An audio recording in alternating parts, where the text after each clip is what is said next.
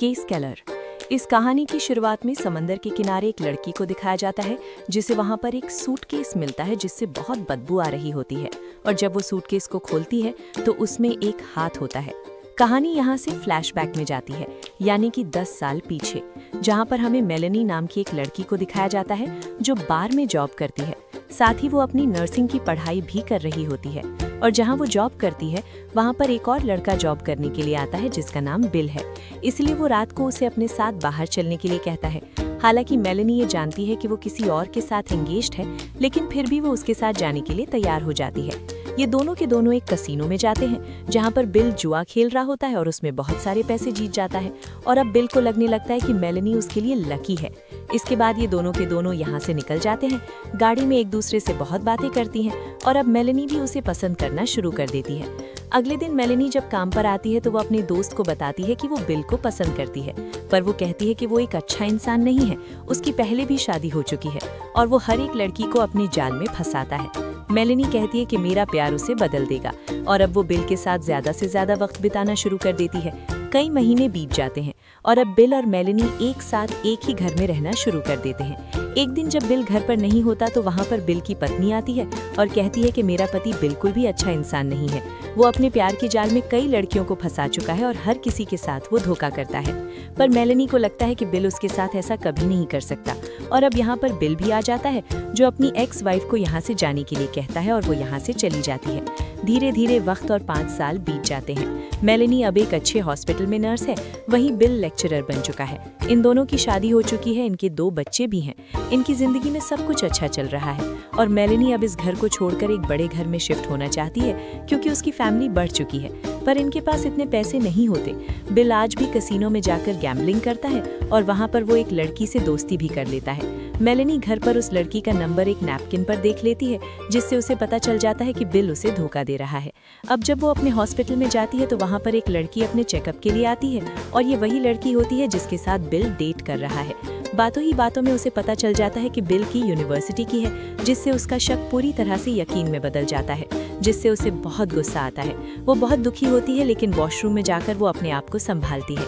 रात को जब बिल घर से बाहर जाता है तो वो भी उसका पीछा करती है, और वो बिल को उसी लड़की के साथ देख लेती है, पर वो बिल को कुछ नहीं कहती क्योंकि वो अपने बच्चों की वजह से चुप है। वो अपने परिवार को तोड़ना नहीं चाहती, और बिल के धोखा देने की वजह से उसे बहुत ज़्यादा डिप्रेशन होना शुरू हो जाता है।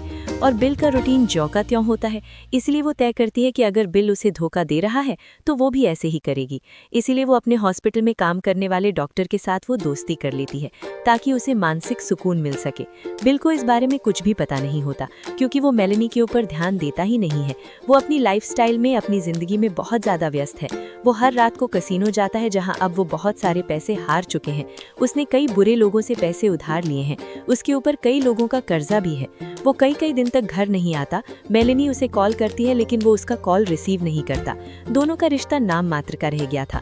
उसके पिता की मृत्यु हो गई थी, जिसके बाद उसकी मॉम ने एक दूसरी शादी कर ली, और उससे उस पिता से कभी वैसा प्यार नहीं मिला जैसा उसे उसके पिता से मिला करता था, और वो नहीं चाहती कि उसके बच्चों के साथ भी ऐसे ही हो।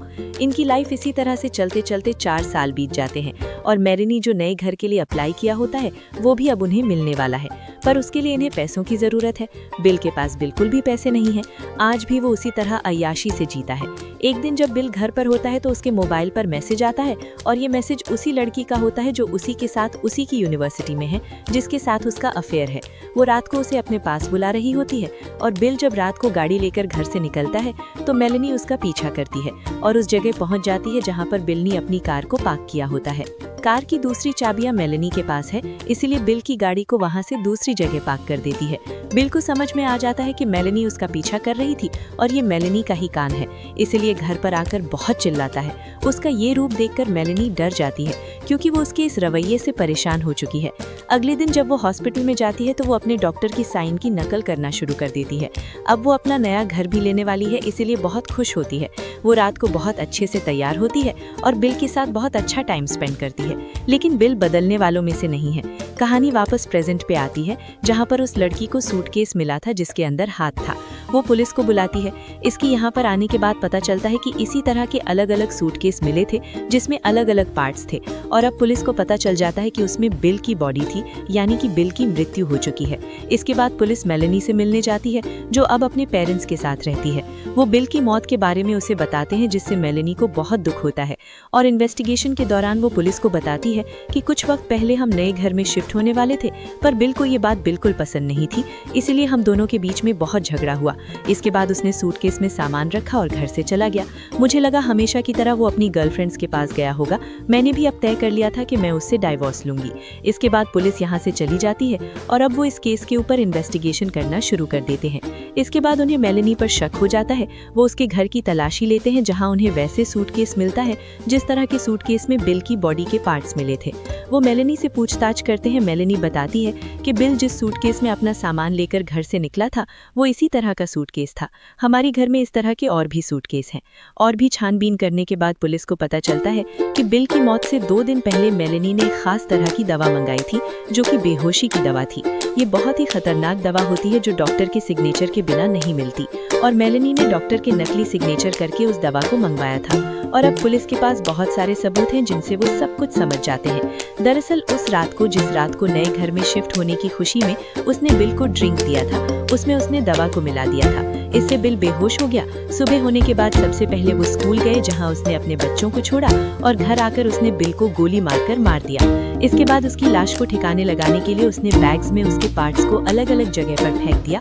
साथ ही उसकी कार को भी समंदर के किनारे छोड़ दिया। हालांकि उसने अपने घर से सारे निशान, सारे सबूत मिटा दिए, लेकिन वो भूल गई थी कि उसके शूज में भी खून लगा था जो कि गाड़ी में ही रह गया था। और ये सबूत पुलिस के पास सबसे बड़ा सबूत होता है कि उसी ने अपने पति का खून किया है। और अब मेलेनी को पकड़ लिया जाता है।